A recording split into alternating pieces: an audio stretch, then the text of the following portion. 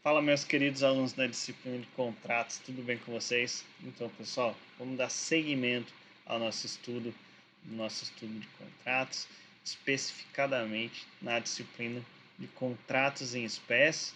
Nós vamos concluir o tópico que iniciamos na aula passada, na aula 16, hoje é a nossa 17ª aula, e a gente vai ver a respeito, nós vamos continuar, né? Nós vamos finalizar o estudo da disciplina de contratos em espécie da compra e venda. Beleza? Vamos lá.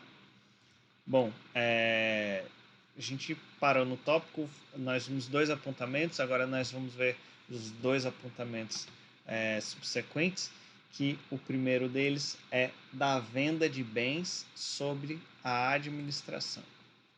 E eu trago logo de cara para vocês o artigo 497, que tem a seguinte redação: sobre pena de nulidade, não podem ser comprados, ainda que em asta pública, pelos tutores, curadores, testamenteiros e administradores sobre os bens confiados à sua guarda ou administração. Inciso 2. Pelos servidores públicos em geral, os bens ou direitos de pessoas jurídicas a que servirem ou que estejam sob sua administração direta. Bom, pessoal, e qual é o intuito do legislador para esses 2 primeiros incisos? Existem outros incisos, a gente já volta para a redação do nosso artigo. Mas eu queria comentar um pouquinho a respeito desses 2 primeiros incisos e qual é a intenção do legislador. Bom, nesse primeiro inciso, o legislador ele criou sobre o receio, na verdade, de essas pessoas que se façam prevaler da sua posição especial para obter determinadas vantagens ilícitas. No caso, os tutores, os curadores, os testamenteiros ou administradores. Se eles estão naquela condição, naquela posição de confiança, de ter a guarda e a administração desses bens, então eles não podem gozar dessa posição especial que eles porventura tenham, para que diante disso eles consigam realizar esses contratos de compra e venda. Já o segundo inciso, que diz dos servidores públicos em geral, na verdade, o objetivo, a forma com que foi promovida essa redação, na verdade, ele visa uma proteção para a moralidade pública. Ele faz com que os servidores não realizem os contratos de compra e venda sobre esses bens ou até mesmo direitos da pessoa jurídica a que eles servirem, certo? E o terceiro e quarto inciso tem a seguinte redação: pelos juízes, secretários de tribunais, arbitradores, peritos e outros serventuários ou auxiliares da justiça, os bens ou direitos sobre que litigarem tribunal, juízo ou conselho no lugar que servirem ou a que se estendam a sua autoridade. Inciso 4. Pelos leiloeiros ou seus prepostos, os bens de cuja venda estejam encarregados. Bom, já para esses incisos, o legislador ele também criou visando essa moralidade, até mesmo essa estabilidade da ordem pública. E a gente pode aplicar isso tanto para os juízes quanto para esses leiloeiros, que são, na verdade, extensão dessa mão do Estado nessas relações, e eles não podem, de forma alguma, gozar de qualquer privilégio para que ele possa realizar esse contrato de compra e venda. Então, há essa restrição nesse sentido. O nosso quarto tópico a respeito das restrições é da venda de bens em condomínio ou venda de coisa comum. Eu trago para vocês o artigo 504, que tem a seguinte redação: não pode um condomínio em coisa indivisível vender a sua parte a estranhos, se outro consorte a quiser tanto por tanto, O condômino, a quem não se der conhecimento da venda, poderá, depositando preço, haver para si a parte vendida a estranho, se o requerer, no prazo de 180 dias, sobre pena de decadência. Já o parágrafo único diz que, sendo muitos condôminos, preferirá o que tiver benfeitorias de maior valor e, na falta de benfeitorias, o de quinhão maior. Se as partes forem iguais, haverão a parte vendida com os proprietários que se a quiserem depositando previamente o valor. Bom, a respeito dessa questão de condomínio, na verdade, o que o legislador ele tem a intenção de fazer é que haja a permanência e o cumprimento desse condomínio, que ele consiga fluir da mesma forma possível. Então, a melhor forma com que a gente pode manter um condomínio é que, no caso de uma venda de parte desse condomínio, é que fique entre os outros condôminos. Então, que esses outros condôminos possam dar uma finalidade para o propósito que foi criado esse condomínio. E é bem mais fácil que aconteça isso. A gente pode pensar na possibilidade de um condomínio entre nossa família. É mais fácil com que se permaneça o intuito com que ele foi feito, se permanecer com a família, e não que venha uma terceira pessoa, um estranho que vai ingressar nesse condomínio, às vezes nem se sabe qual é a forma com que ele vai gozar dessa propriedade, desse condomínio, e isso pode implicar em uma série de prejuízos futuros. Então, existe essa prioridade para o condômino ele realizar esse cumprimento. Bom, agora a gente vai para o nosso quinto tópico a respeito do contratos em espécie, compra e venda. E o nosso quinto tópico, o tópico que eu tracei para a gente realizar o estudo, é a respeito das regras especiais da compra e venda.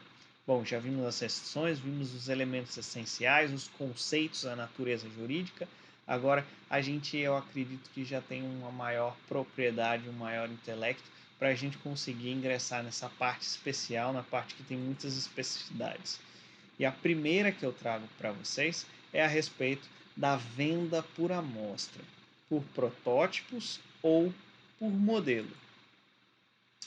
E antes da gente visualizar essa questão do dispositivo legal propriamente dito, a gente trazer, na verdade, uma doutrina, uma forma com que a gente consiga. Eu trago Maria Helena Diniz para vocês, que é uma excelente civilista, para que a gente consiga delimitar e até mesmo diferenciar a amostra, o protótipo e o modelo. E Maria Helena Diniz, ela nos ensina da seguinte forma: a amostra pode ser conceituada como a reprodução perfeita e corpórea de uma coisa determinada. O protótipo é o primeiro exemplar de uma coisa criada, uma invenção. Por fim, o modelo constitui uma reprodução exemplificativa da coisa, por desenho ou imagem, acompanhada de uma descrição detalhada.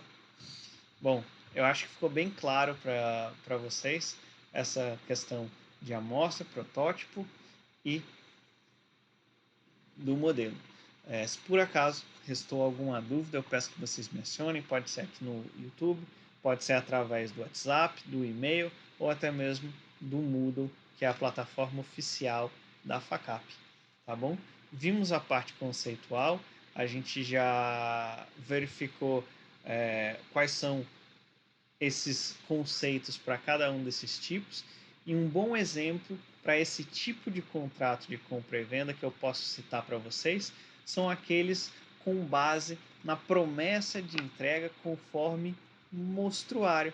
Isso mesmo, a gente vivencia esse tipo de compra. A gente vai, às vezes, numa loja de eletrodomésticos, a gente vê uma série de mostruários e a partir dali a gente faz a escolha de qual produto que a gente vai receber na nossa casa, ou até mesmo sair com ele da loja. Então, conceitos já estabelecidos, exemplos já citados. Agora vamos ver o dispositivo legal.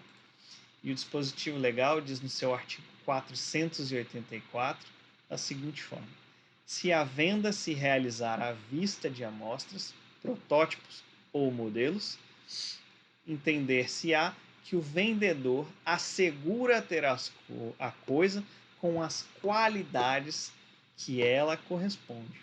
E no parágrafo único diz que prevalece a amostra, protótipo ou modelo se houver contradição ou diferença com a maneira pela qual se descreveu a coisa no contrato. Portanto, a gente consegue verificar que esse tipo de venda tem eficácia suspensiva, não ocorrendo o aperfeiçoamento do negócio até essa ulterior contradição com a qualidade esperada. Se os bens não forem entregues conforme o modelo, amostra, protótipo, poderá o contrato de compra e venda ser desfeito, mediante o não atendimento dessa condição resolutiva.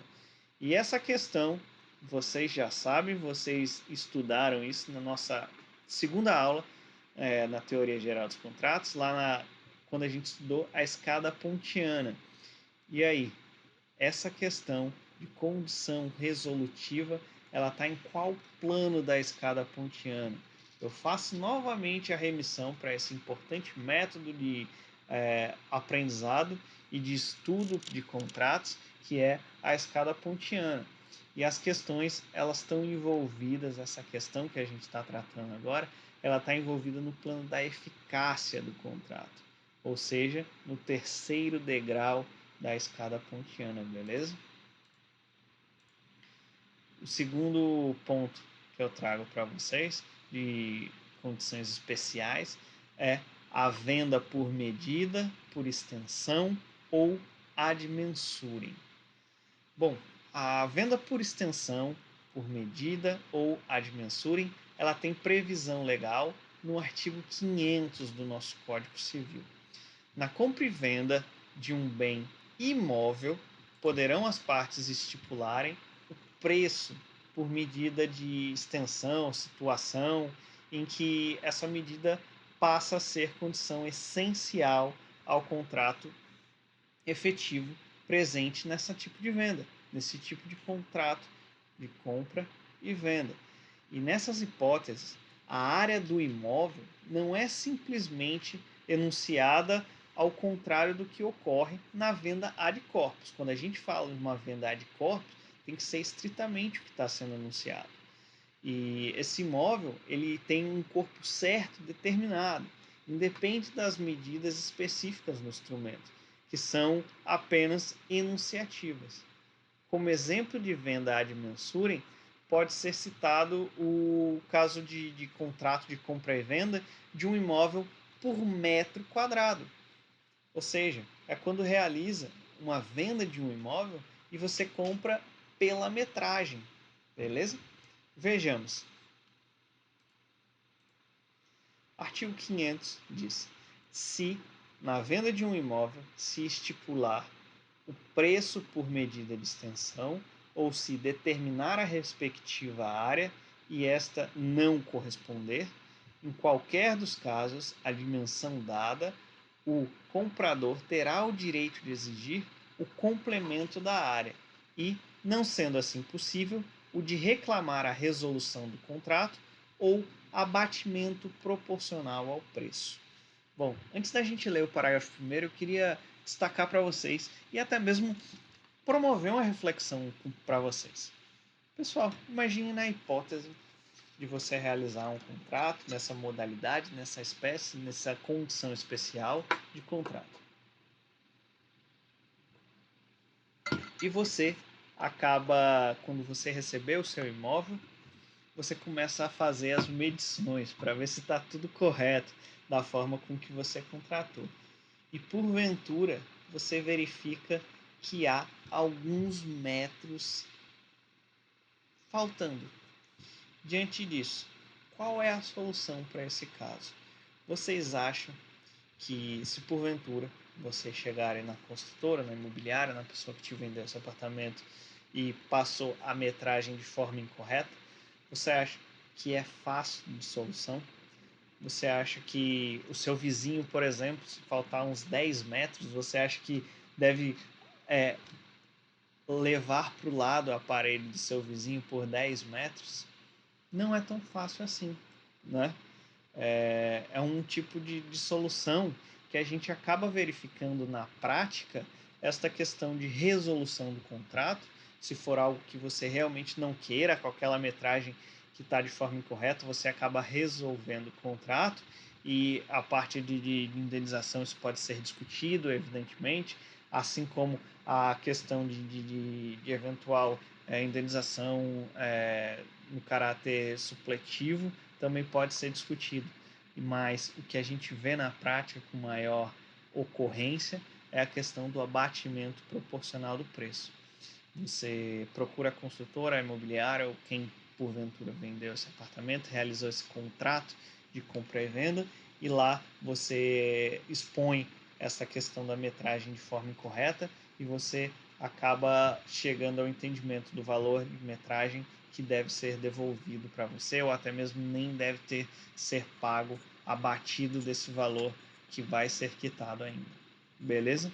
Essa é a reflexão que eu proponho para vocês, que vocês entendam a complexidade desse tipo de situação. No parágrafo 1º, a gente tem a seguinte redação. Presume-se que a referência às dimensões foi simplesmente enunciativa, quando a diferença encontrada não exceder de 1/20 da área total enunciada, ressalvado ao comprador o direito de provar que em tais circunstâncias não teria resolvido o negócio.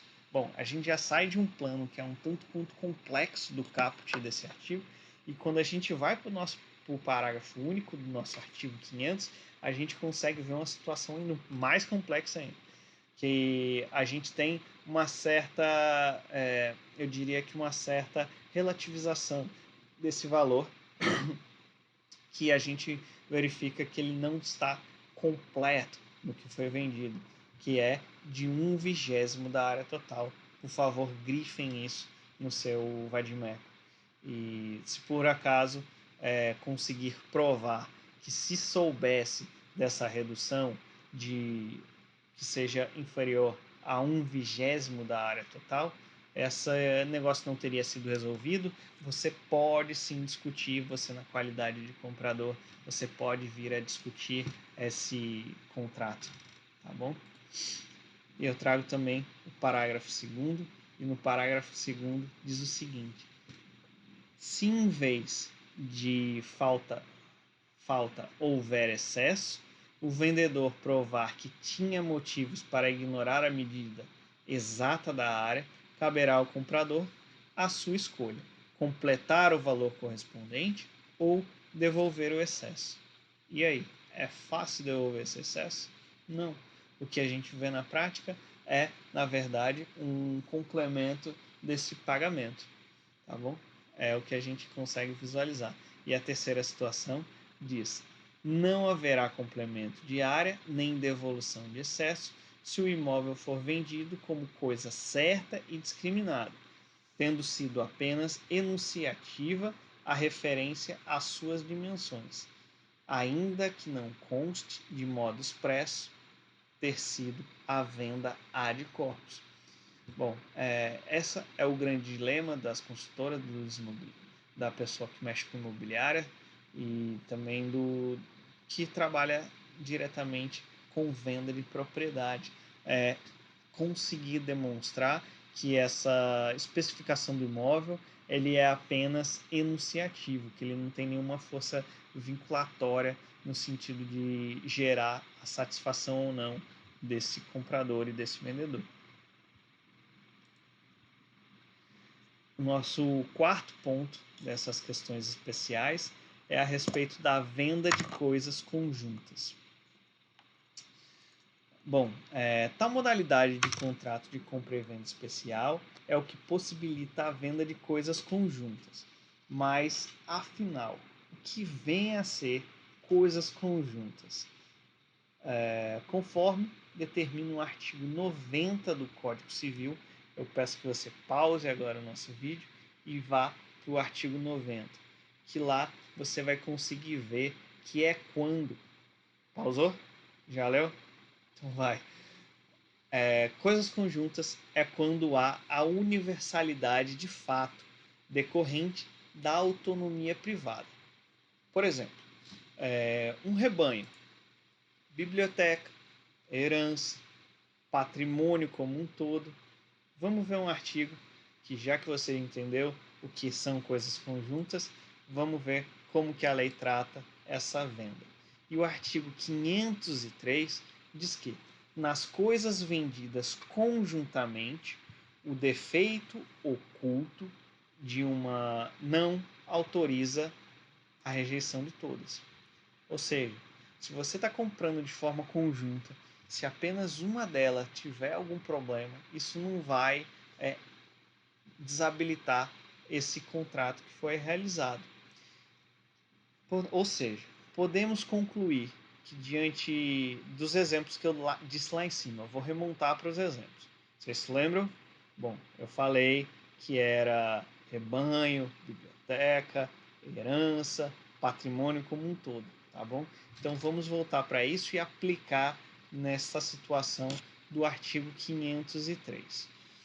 Digamos da seguinte situação. Você comprou um rebanho, tá bom? E nesse rebanho tem um boi de centenas de cabeças de boi. Um desses, ele está doente, ele está, digamos que, com febre aftosa. E diante disso, diante da aplicação desse dispositivo legal, ele não gera a rejeição do rebanho como um todo, tá bom? Ou até mesmo no caso da venda da biblioteca. Se a gente tem dentro dessa venda dessa biblioteca com milhares de exemplares de livros e a gente verifica que em um desses livros tem uma capa rasgada, e isso não vai gerar a extinção do contrato, com base na inteligência do artigo que a gente acabou de verificar. E agora a gente vai para o tópico 6 da nossa aula, da questão dos contratos em espécie, da compra e venda, na nossa 17ª aula. E na nossa 17ª aula eu tracei como tópico 6º do nosso estudo as cláusulas especiais de compra e venda. Bom, as cláusulas especiais, que a depender da doutrina que você estude, você pode perceber que há uma terminologia diferente. Alguns doutrinadores chamam de pactos adjetos. Isso mesmo, pactos adjetos. E nós temos, atualmente, 5 codificações no nosso Código Civil. Cláusula de retrovenda, que é exposto em uma seção que engloba os artigos 505 a 508 do Código Civil. 2. Cláusula de venda a contento e cláusula de venda sujeita à prova, que também tem uma seção específica nos artigos 509 a 512 do Código Civil. 3. Cláusula de preempção. Isso mesmo, eu não falei errado. O nome é preempção. A gente vai estudar isso de forma isolada e vocês vão conseguir verificar e entender melhor o que é a cláusula de preempção ou preferência, que também tem uma seção específica nos artigos 513 a 520. E temos também a cláusula de venda com reserva de domínio dos artigos 521 a 528 e, por fim, a cláusula de venda sobre documentos, que engloba do artigo 529 a 532. A gente vai estudar cada uma delas, mas antes eu trago uma doutrina para vocês verem a importância dessas cláusulas, a importância das cláusulas especiais de compra e venda. E a doutrina que eu trago para vocês é de Maria Helena Diniz, que Maria Helena Diniz trata com muita propriedade. Vamos dar uma olhada.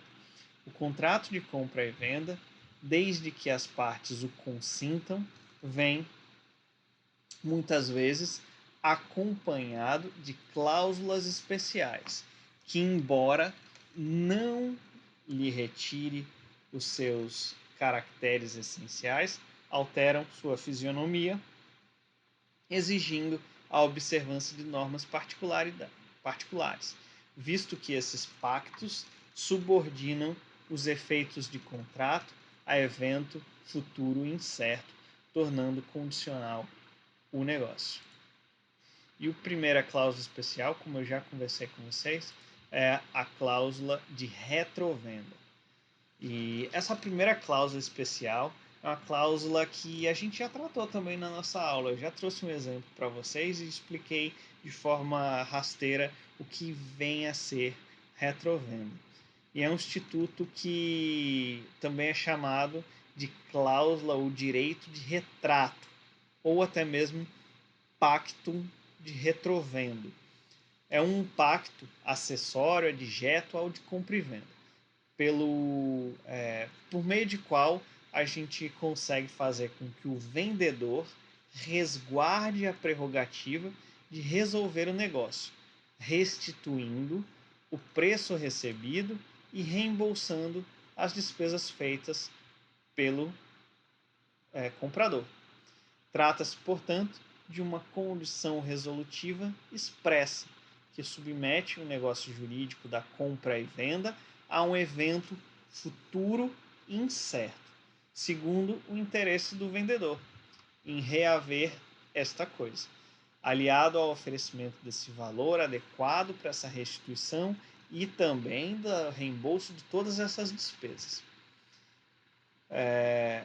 Ficou claro para vocês isso? É quando você faz uma venda, mas você grava através de uma cláusula que você pode comprar esse produto de novo. E lá é estabelecido todas essas condições. Tá bom? Registre-se, entretanto, que essa utilidade prática dessa cláusula de retrovenda, cada vez ela é mais reduzida. Cada vez a gente verifica menos incidências por conta dessa disseminação da promessa de compra e venda, conforme um pensamento doutrinário e demais dispositivos. Eu trago para vocês aqui agora um pensamento doutrinário de Silvio Venosa que diz: dois são os pontos fundamentais da cláusula, portanto. Somente se defere a compra e venda de imóveis e seu prazo não pode ultrapassar 3 anos. Geralmente, a inserção desse pacto na venda de imóvel procura atender a dificuldades econômicas do vendedor, que as entende passageira. Se era útil no passado para garantir o pagamento por parte do vendedor nas vendas a prazo, o compromisso de compra e venda substitui com ampla vantagem, sepultando definitivamente a utilidade da retrovenda. E também trago para vocês José Osório de Azevedo Júnior, que ele diz o seguinte: raramente apressem-nos nos tribunais negócios de retrovenda autêntico. Geralmente são utilizados por emprestadores de dinheiro que querem fugir dos precalços de uma execução judicial, sempre complexa e demorada, e na qual certamente virá à tona o valor das taxas de juros. Por isso, usam um pacto de retrovenda como garantia de empréstimo.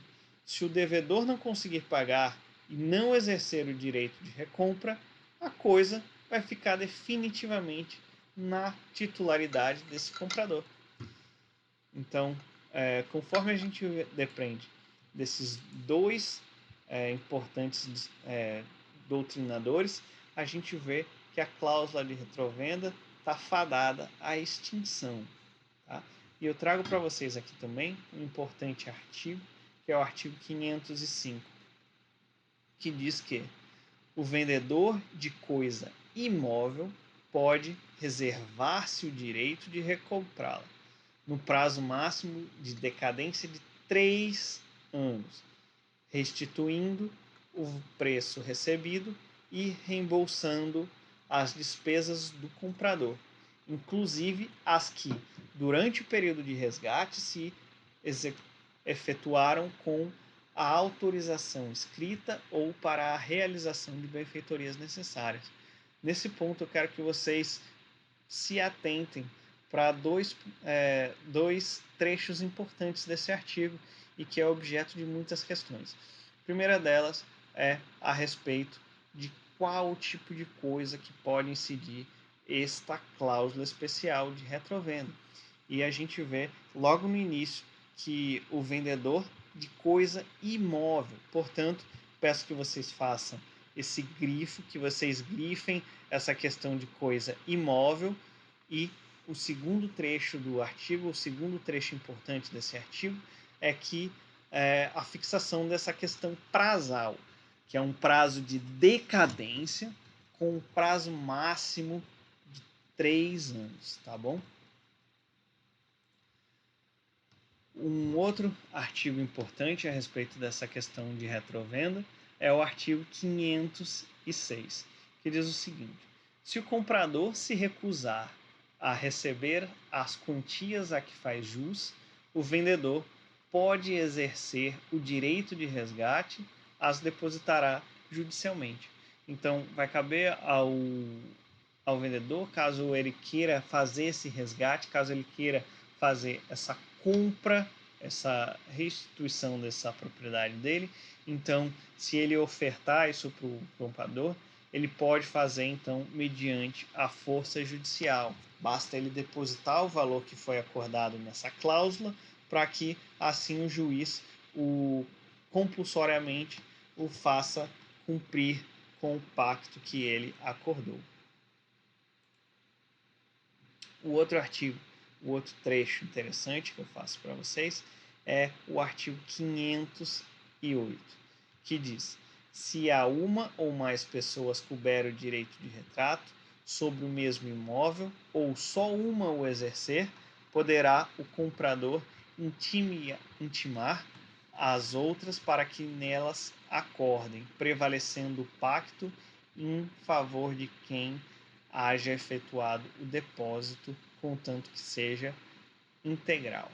E aqui, até mesmo uma questão de boa-fé. Se há mais de uma pessoa com essa cláusula de retrovenda, que possa ser beneficiada com isso, e porventura uma parte queira, então cabe a outra ficar pelo menos ciente para ela saber se ela vai também querer realizar essa condição fixada ou se ela vai deixar passar. E a outra cláusula especial que eu trago para vocês é a venda a contento ou sujeita à prova. Bom, é uma cláusula bem interessante e muito prática. A venda a contento ou sujeita à prova também é chamada de ad gustum e tem previsão legal, como eu disse, no artigo 509 a 512. Vejamos um trecho que eu isolei para vocês. O artigo 509 diz: a venda feita a contento do comprador entende-se realizada sobre uma condição suspensiva, ainda que a coisa lhe tenha sido entregue e não lhe reputará perfeita, enquanto o adquirente não manifestar o seu agrado. 510. Também a venda sujeita à prova presume-se feita sobre a condição suspensiva de que a coisa tenha as qualidades asseguradas pelo vendedor e que seja idônea para o fim a que se destina. E agora cabe eu fazer um destaque diante desses dois pontos que eu levantei para vocês, diante desses dois dispositivos legais que eu trouxe. Um ponto que merece destaque é que eventual rejeição da coisa por parte desse comprador que não aprovou funciona como condição resolutiva. Bom, ficou claro para vocês o que é essa venda a contento? A venda a contento é quando você faz uma cláusula e você diz: Bom, eu estou te vendendo isso, eu estou te vendendo, digamos que uma garrafa de água. Eu estou te vendendo essa garrafa de água e você só vai me pagar se você ficar contente com essa garrafa. É uma boa garrafa de água, eu não vou falar a marca porque eu não vou fazer nenhum informe publicitário aqui. Mas é uma garrafa muito boa. Ela armazena a, a temperatura por 12 a 24 horas, dependendo da condição externa também. Quantas vezes você vai abrir essa garrafa e ela pode armazenar na mesma temperatura por 24 horas. E você pode ficar com ela. Eu estou te vendendo. Eu confio no meu produto. Confio tanto que você só vai me pagar se você ficar contente. Você só vai me pagar se você chegar na sua casa, você colocar uma água gelada aqui e você puder verificar que depois de 24 horas a água continua na mesma temperatura. Aí você me paga. Conseguiu compreender? Ficou mais claro para vocês essa questão de venda a contento? E a propósito, é a verdade da garrafa, tá bom? Bom, e outro ponto que eu destaco também a respeito desses artigos que eu trouxe para vocês é o seguinte: a recusa ela tem que ser motivada. Essa recusa ela tem que estar impregnada, ela tem que ter de forma muito mais claro, clara e evidente o bom senso. Não pode estar fundado em mero capricho. Ela tem que estar pautada na boa fé objetiva. Ou seja, se vocês por acaso pegarem a garrafa, vocês verificarem que ela fica realmente por 24 horas, o que eu te prometi foi isso. Vocês não podem, porventura, alegar: ah, não, eu não gostei dessa tampa metalizada. Eu não gostei dessa estampa de madeira. Isso não pode. O que foi taxado como cláusula, qual foi as especificações que eu dei para vocês da garrafa, foi a respeito da temperatura, beleza? E essa recusa, ela tem que ser sempre pautada pela boa-fé objetiva. Pode ser até um tanto quanto ilógico eu falar isso para vocês, mas, pessoal, vocês se lembram nas primeiras aulas, quando eu falei que a boa-fé ela tem que estar caracterizada em todos os momentos contratuais? Aqui está mais do que comprovado e demonstrado para vocês a respeito desta aplicação da boa-fé neste momento, tá bom? E eu trago para vocês agora também, até mesmo para respaldar essa questão de boa-fé, de capricho, de bom senso nessa motivação de recusa, eu trago um julgado. Opa, sim, vamos lá. Eu trago um julgado. E o julgado é o seguinte: evidenciado pela prova dos autos que os autores acreditavam estar comprando um colchão com as mesmas características de maciez daquele experimentado no showroom da loja, essa fez a eles uma venda a contento, sujeita a uma condição suspensiva, ou seja, até que os compradores se manifestem o agrado, o que não veio a ocorrer, pois a própria vendedora reconheceu em gravação de diálogo com o marido da autora que assumiu o compromisso de aceitar a devolução do produto se não fosse do agrado do casal que realizou essa compra, no prazo de 30 dias. Desta forma, cabível a devolução do produto à loja, tendo os autores o direito à restituição do valor que foi pago, cabendo àquela recolher a mercadoria, pois depois de cumprida esta condenação. Então, observem aqui que houve a venda de um colchão, houve o pagamento de certos valores nesse ato, e só seria compensado esses pagamentos, só seria recolhido esse valor se fosse contente, se fosse do agrado do casal. E o casal, pelo visto, não gostou do colchão, não cumpriu com alguma promessa que foi realizada no ato da compra, não gostou da qualidade do produto e resolveu devolver o colchão, cabendo então, consequentemente, a devolução deste produto. Bom, a gente verifica diversas vendas a contento na nossa sociedade. E isso é bem interessante. Eu, pelo menos, gosto, sou favorável a essa venda a contento, porque a pessoa, quando vende a contento, é porque ela realmente confia no produto. O produto que está sendo ali vendido não tem essa conversa de vendedor. É realmente, ele vai cumprir o que está sendo acordado. Tá bom? E eu trago para vocês, avançando na nossa matéria agora, eu trago a terceira cláusula especial, que é a cláusula de preempção, preferência ou prelação convencional. Bom, observem que realmente é preempção, não se confunde com perempção, tá bom?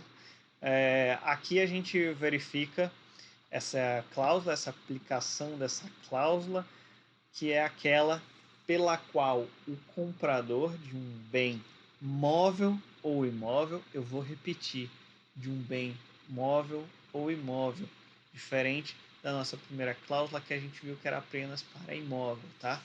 Então, é quando ele terá a obrigação de oferecê-lo a quem lhe vendeu por meio de uma notificação judicial ou extrajudicial, para que este use de seu direito de prelação em igualdade de condição, ou seja, tanto para tanto, no caso de uma alienação futura, conforme estipula o artigo 513. Bom, o Instituto ele se aplica para a venda e dação em pagamento, somente para essas duas situações. E essa conceituação ela é importante. Fazer também um alerta, que é um alerta que talvez algumas pessoas podem ter se confundido quando eu falei pela primeira vez, não tenham visto a escrita, que é a confusão com a perempção, que é um outro instituto. O Instituto da Perempção Civil é a extinção da hipoteca pelo decurso temporal de 30 anos, conforme o artigo 1485, enquanto a preempção, o nosso Código Civil, consagra dois prazos também completamente distintos a esse, que está contido no parágrafo único do artigo 513, certo? Bom, deixa eu aplicar então num exemplo, vou trazer para vocês aqui agora um exemplo do caso de uma venda de uma propriedade. A gente viu, eu vou repetir, que isso é tanto para bem imóvel quanto para bem imóvel, mas eu vou trazer um exemplo de bem imóvel. Eu vendi uma casa para a Júlia e eu coloquei uma cláusula que dizia o seguinte, que dentro de um prazo temporal, se a Júlia quisesse vender ou se ela recebesse uma proposta, que ela primeiro me ofertasse, que ela me comunicasse que eu iria ter a preferência em realizar esse adimplemento. Bora ver essa aplicação no artigo? O artigo 513 diz o seguinte: a preempção ou preferência impõe ao comprador a obrigação de oferecer ao vendedor a coisa que aquele vai vender ou dar em pagamento, para que este use de seu direito ou prelação na compra, tanto por tanto. Ou seja, essa proposta, essa oferta, ela tem que ser igual. Tem que ser, como diz o artigo, como diz boa parte da doutrina, tanto por tanto. E no parágrafo único, a gente verifica a questão prazal. O prazo para exercer o direito de preferência não poderá exceder a 180 dias se for móvel ou a 2 anos se for imóvel. E aqui a gente vê nesse parágrafo único que ele traz os prazos de extensão temporal máxima, certo? Isso é bom deixar claro, que é o prazo máximo. Os prazos para essa cobertura, para bem imóveis, 180 dias, para bem imóveis, de 2 anos, não determina de quando se inicia. E é aqui que mora o grande problema. Aqui que mora a grande discussão doutrinária. Porque quando que deve se iniciar? Da data do registro, da data da tradição, da data dessa venda original. E a gente tem diversos posicionamentos doutrinários que estipulam diversos prazos, diversos marcos iniciais, e o entendimento majoritário sustenta, o qual eu compartilho, de que é correto a data da venda original. Nós temos ainda um outro ponto polêmico nessa questão, que é a respeito desta alteração de prazo, no sentido de você reduzir. Bom, eu entendo assim, como a corrente majoritária, que é possível essa redução, até mesmo em atendimento ao princípio da autonomia privada e o preceito legal. Que nesse preceito legal, se a gente for analisar o artigo do parágrafo único, ele diz que não poderá exceder. Por favor, grifem essa parte. Não poderá exceder. Ou seja, pode menos, desde que haja consenso. E eu quero destacar também o entendimento legal para a inexistência de previsão contratual do prazo. Vamos olhar o artigo 516. E no artigo 516, a gente tem a seguinte redação: inexistindo prazo estipulado, o direito de preempção caducará, se a coisa for móvel, não se exercendo nos 3 dias, e se for imóvel, não se exercendo nos 60 dias subsequentes à data em que o comprador tiver notificado o vendedor. Portanto, essa notificação é sempre importante que haja todo o obedecimento dos critérios e dos requisitos necessários para uma notificação extrajudicial. Então, todo dever de cautela é necessário quando a gente não verificar esta questão de estipulação de prazo. Nós vimos, portanto, que se inexistir prazo previamente estipulados pelas partes, o direito de preempção caducará. Se for coisa móvel, não se exercendo nos 3 dias, e se for imóvel, nos 60 dias subsequentes em que o comprador tiver notificado judicialmente ou extrajudicialmente. A não execução desse direito de preempção implica em renúncia tácita de tal direito, sendo certo que tais prazos também são decadenciais.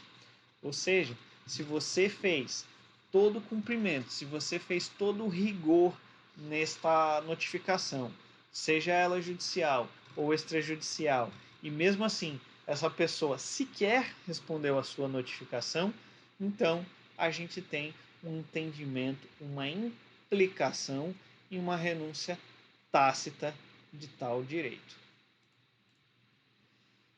E a nossa quarta cláusula de venda, com a nossa quarta cláusula especial, é a cláusula de venda com reserva de domínio. A cláusula de venda com reserva de domínio, que também recebe uma nomenclatura em latim, que é Pactum Reservae Domino, ele ganhou um tratamento no nosso Código Civil, entre os artigos 521 a 528. Por meio dessa cláusula inserida na venda de coisa móvel infungível, o vendedor manterá o domínio da coisa, ou seja, o exercício dessa propriedade, até que o preço seja pago na forma integral.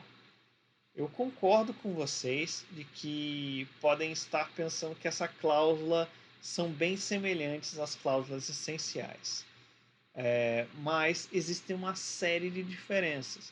Para isso, eu quero deixar claro para vocês: é para coisa móvel infungível. E isso vai ficar com o domínio do comprador, até do vendedor. Ele vai manter esse domínio até que seja integralmente pago, ou seja, que seja totalmente pago esse preço que foi acordado, certo? A quinta cláusula especial é a cláusula de venda sobre documentos. A cláusula de venda sobre documentos é também denominada de cláusula de crédito documentário, ou até mesmo tem uma nomenclatura em inglês que a doutrina tem utilizado recentemente, que é Trust or Receive, que ela tem a previsão legal nos artigos 529 a 532. Por essa cláusula, se tem que o objeto de bem móveis, a tradição, ou a entrega de coisa é substituída pela entrega de um documento correspondente a essa propriedade, gerando esse título representativo, conforme tem uma previsão estipulada no artigo 529 caput. Sendo prevista essa cláusula, a cláusula de venda sobre documentos, e estando com a documentação toda em ordem, não pode o comprador recusar esse pagamento, a pretexto de defeito de qualidade ou até mesmo do estado dessa coisa que foi vendida, salvo se esse defeito houver sido comprovado desde o início dessa negociação, conforme o artigo 529, parágrafo único. É uma cláusula que a gente vê pouca aplicabilidade.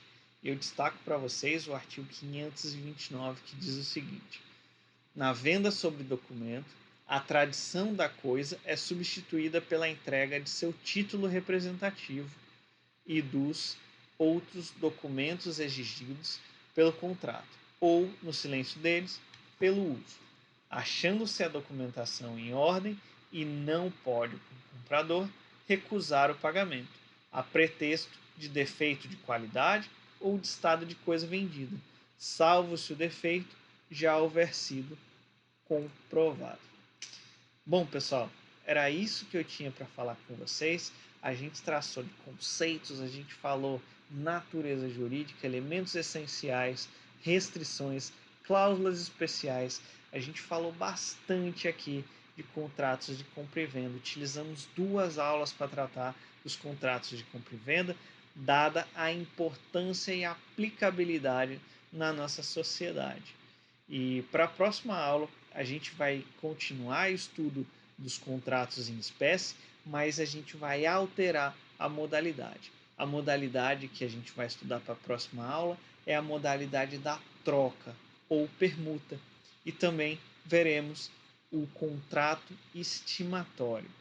Eu vou passar para vocês também um resumo esquemático desses contratos em espécie. Conforme a gente for estudando todos os contratos em espécie, eu vou te passar um resumo esquemático, algo simples, em uma folha apenas. Para que serve esse resumo esquemático? O resumo esquemático, na verdade, eu vou destacar todos os pontos essenciais para esse estudo, para essa aula. Então, você tem que dominar pelo menos o que está lá. Se você não dominou, por favor, me acione para a gente tirar eventual dúvida, ou até mesmo assista novamente a aula. Esse é um ponto positivo da do nosso ensino através da modalidade remota, que você pode pausar à vontade, você pode rever, e fiquem inteiramente à vontade para me acionar quando for preciso, seja através do YouTube, seja através do Moodle, seja através de WhatsApp ou por e-mail. Fiquem inteiramente à vontade. E antes de me despedir, eu espero que vocês fiquem bem. Eu espero que vocês estejam agradecendo por ter saúde, por ter lar, por ter pessoas amadas ao seu redor. E eu gostaria que vocês aproveitassem esse momento de isolamento social. Pode parecer estranho, mas é isso mesmo. Aproveite esse momento de isolamento social para você se tornar uma pessoa melhor. Se aperfeiçoe, se capacite, busque atender melhor os seus familiares, atender melhor as pessoas amadas que estão ao seu redor. E eu também queria propor para vocês um desafio. Quantas vezes vocês já reclamaram de não ter tempo para fazer alguma coisa? Pode ter certeza que agora é o momento para vocês investirem nisso. Seja para você melhorar e até mesmo para você iniciar um hobby que você sempre desejou fazer e você não conseguia fazer. Pode ser uma pintura, desenho, escrita, que é até bom para a nossa profissão, leitura, aprender a cozinhar, a correr, a praticar determinada modalidade esportiva dentro do isolamento social, não tem problema você começar a fazer isso. Apesar de todas as desvantagens do isolamento social, que são várias, eu reconheço e eu estou sofrendo também com isso, e tenho certeza que vocês estão sofrendo disso. Mas a gente não pode mudar essas desvantagens. Está além das nossas forças alcançar isso, pelo menos nesse momento. Então, é uma boa hora para a gente esquecer essas desculpas e começar a dar atenção para as coisas que a gente não dava quando a gente estava repleto de afazeres. Não que não estejamos agora, mas pelo menos a gente consegue controlar melhor esses afazeres que a gente está tendo dentro de nossa residência. Então, eu te desafio a promover uma nova habilidade, a iniciar um novo hobby. Então, vamos lá, eu também estou fazendo isso, estou desenvolvendo um novo hobby e eu espero que você faça o mesmo.